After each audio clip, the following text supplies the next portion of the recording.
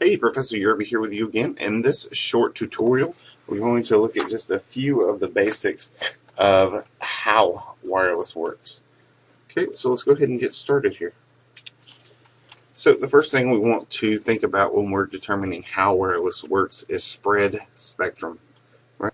To be spread spectrum, there are really two criteria that must be satisfied. So the bandwidth of the spread spectrum signal, we see here, has to be greater than the information bandwidth. So this is our information, and this is our spread spectrum. So this is also true for frequency and pulse code modulation. You may use pulse code on a wired connection, but that's for another day.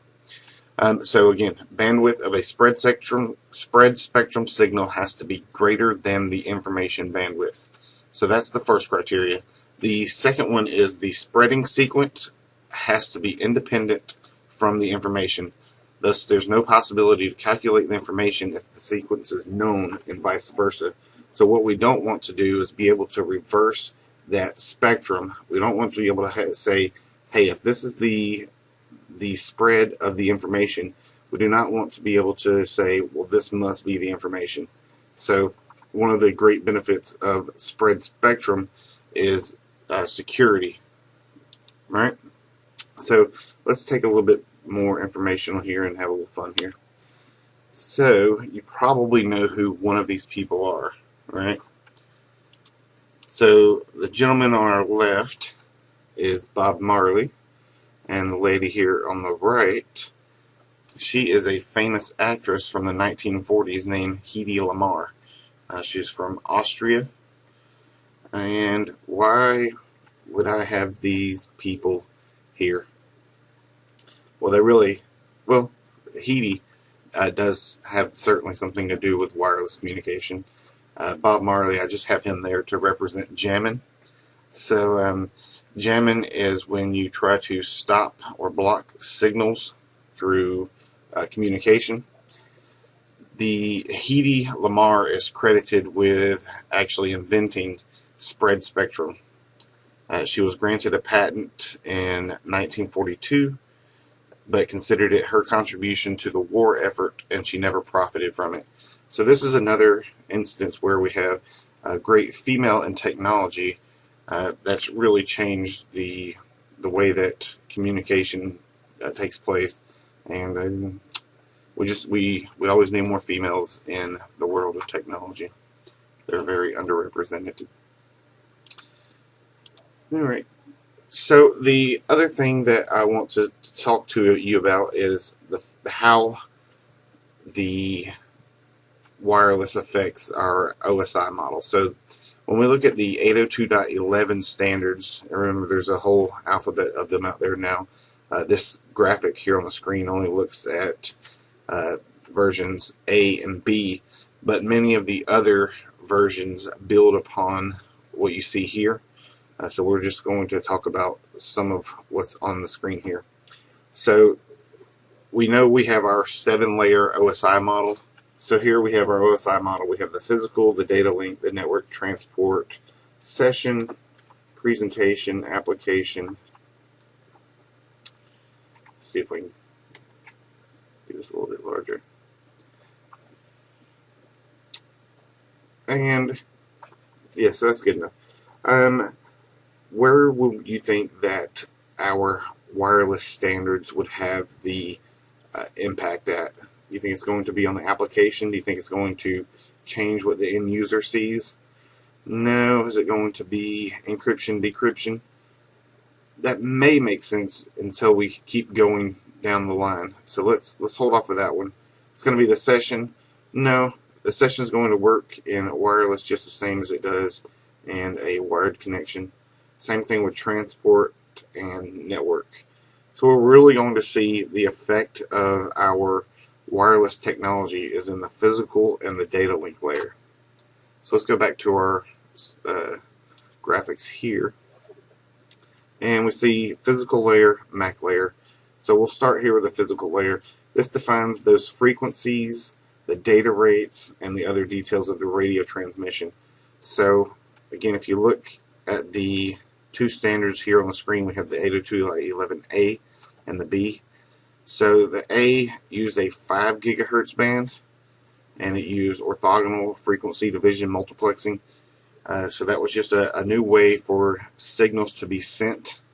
And then it has these different data rates. You can go as slow as 6 and up to 54, which by today's standards is somewhat slow. And then you have the 2.4 gigahertz direct sequence spread spectrum data rate with these different data rates, so 5 and 11. So these two standards are pretty much gone from everywhere at this point because of either not being adopted because of slow transmission speeds, or they're not being produced very much anymore because there's much better technology out there now. But these are the two building blocks. When you see your equipment, your wireless equipment is going to say 2.4 or 5 gigahertz, even though the 5 gigahertz is really 5.3 or 5.4 or 5.5. You'll just see it branded as 5 gigahertz and the 2.4 as 2.4. There's still several limitations and advantages of using each of these. Infrared is over here in the physical layer as well. So when you send something, a moment ago I talked about pulse information. So infrared is a wireless technology that can use a pulse. And let's see.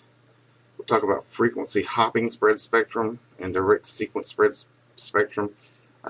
So that's the different ways of keeping a communication with the transceivers and keeping that information going.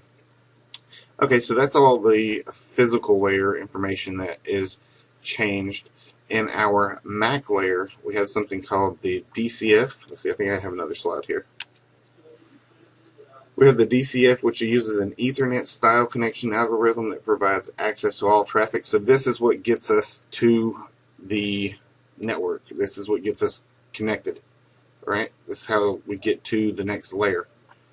And then this PCF, this point coordination function, what that is think about in your wired connections, we have the collision, carrier sense, CD, like CSMA, carrier sense, multiple access, collision detection. So we have that thing out there, and what that thing does is it prevents multiple people from talking or multiple computers from transmitting at the same time. So we need something like this in the wireless world because we're going to have several people on one wireless connection, and they're going to want to be sending information or receiving information. When you get ready to send, you need to make sure that your computer is the one that is ready to send. And again, we're avoiding Mr. Marley. We're not jamming into each other, right? So this PCF, as part of the MAC layer, handles that function. It handles making sure that the network is clear. It happens very quick. You won't be able to detect it as a user. It's milliseconds that it's listening for someone else transmitting. It listens. If no one else is transmitting, it gets ready to send. It listens one more time, and then it sends. And while it's sending, if someone else gets ready to send, their PCF portion of the MAC layer is listening, and it hears that there's some traffic going on, and he'll wait. And he'll just wait until it'll try another couple milliseconds later. If the line is still busy, it'll just wait and wait a few more milliseconds, and then when the line is available, then that next computer will transmit. Alright, so I think that's enough of how much I want to go into this. Again, this is an information technology course, not a computer science course, so I'm not going to get much deeper into that for now. We'll talk a little bit more about waves later in the course. But as far as how Wi-Fi works, I've left certainly much more for you to discover and share here within the learning management system. So you can talk about protocols, frequencies, channels, interference, public versus private wireless, and all the different fun stuff that comes with devices, the different types of adapters, technologies within those devices, infrastructure devices and your client devices. So that is a quick introduction to how wireless works, and hopefully you remember this young lady again, Hedy Lamarr, great lady in the world of technology. So thank you.